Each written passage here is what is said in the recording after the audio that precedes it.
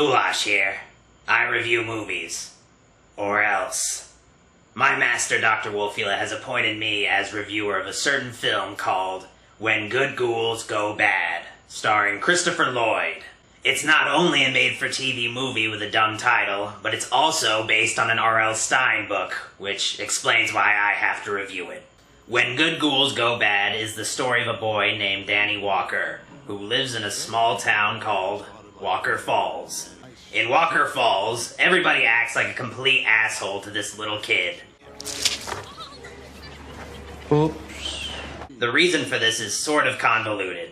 You see, it's the Halloween season, and Walker Falls has banned all things Halloween related. You can't even say the word Halloween in this place. It's that strict. We used to TP some of your houses on Halloween.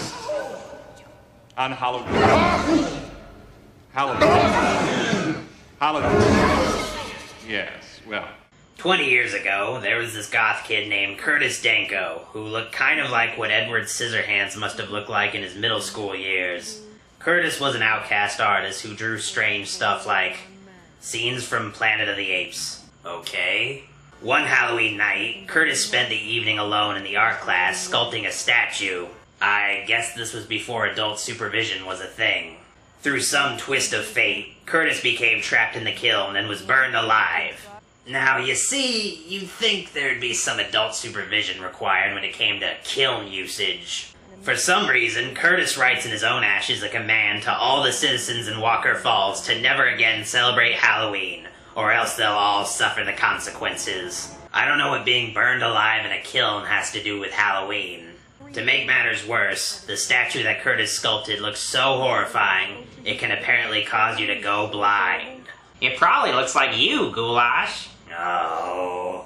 All of this expository info is told to Danny by a very verbose bully who has the poor kid chased down. The town blames Danny's family for Curtis's death because they own the factory that made the kiln that the kid burned in. Kilns don't kill people. People who make kilns kill people. Danny's grandfather, played by Christopher Lloyd, has been driven a bit crazy through his guilt. You can tell the old man's crazy because he has his grandson call him Uncle Fred. He plays with toy cars, and he's really into cosplay. Christopher Lloyd wears so many friggin' costumes in this movie. If you've ever wanted to see what Christopher Lloyd would look like as an old woman, this movie's got you covered. You fucking weirdo. One day, inexplicably, a huge tower of pumpkins appears in the town square. Uncle Fred removed one of these pumpkins from the pile, and the whole thing came tumbling down on the old man. Fred was dead from a pumpkin to the head. A pity funeral is held for Danny's beloved Uncle Grandpa, and after the burial, Danny's dream girl Danya says some of the most profound words about death that I've ever heard in a made-for-TV kids movie. I mean, the dying part is sad, and probably scary, just because you can't do anything about it. What comes next? It's like a miracle in reverse. The cells breaking down, the flesh disintegrating. Everything dissolving away, returning to the earth from which it all came. Till all that's left is the memory of the space you once filled in someone's heart. Hold on, is this a kids movie or an indie drama? As it turns out, though, Uncle Fred isn't really dead. No, he's undead, along with all of the other residents at the cemetery. Leading this zombie horde is none other than Curtis Danko. Only Danny, Danya, and Uncle Fred's corpse can stop Curtis's evil plan, whatever that is. So, you're probably wondering if When Good Ghouls Go Bad is either a good movie or a bad movie.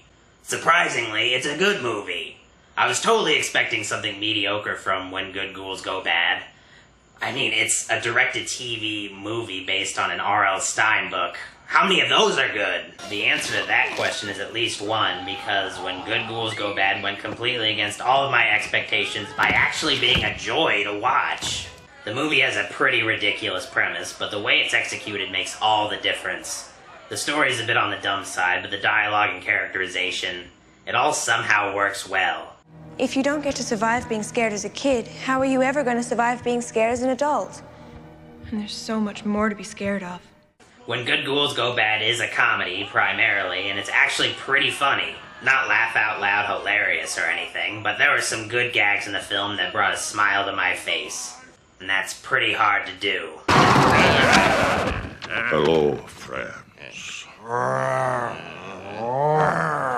I take these two. I eat their brains. Nice try, Uncle Fred. But we have other plans for them. And you. There are even dramatic moments in the movie, and some of them really tore at my heartstrings. Usually only Dr. Wolfula does that. I feel a bit embarrassed to admit this, but I almost cried at the end of this movie. Really? Christopher Lloyd is great in this flick, but that's not surprising at all. It doesn't feel like Lloyd's phoning in his performance for this made-for-TV movie. The guy brings out all the Doc Brown craziness to his role in this movie. Now world beyond this world, cackle! Times beyond this time! As you'll soon find out. With child actors, though, you usually have to prepare for the worst. Not with this movie, though. The kids in this film are actually pretty good actors that aren't annoying. That is high praise for a child actor. Well, he's not so dead anymore. Some of the children, like Brittany Burns, sound more like adults than kids, but that's not really a big deal. I can't believe you'd use your dead Uncle Fred to try and get back into my good graces. I'm not, I mean... The film uses a generous amount of effects, and they all look really good. Mind you, the effects don't look real or anything. They're all hokey and cheesy, but they're the kind of effects that are fun to look at. There are some inventive effect sequences in the film, like a dismembered hand wandering around a party, and a regenerating corpse. The makeup of each zombie has a distinct look and personality. Curtis Danko in his zombie form especially has a pretty awesome, memorable design, with fireflies for eyes that somehow denote quite a bit of emotion just by moving ever so slightly. The CG fireflies themselves even have a bit of personality in the way that they're animated on an early 2000s TV budget. It's all just so cool looking.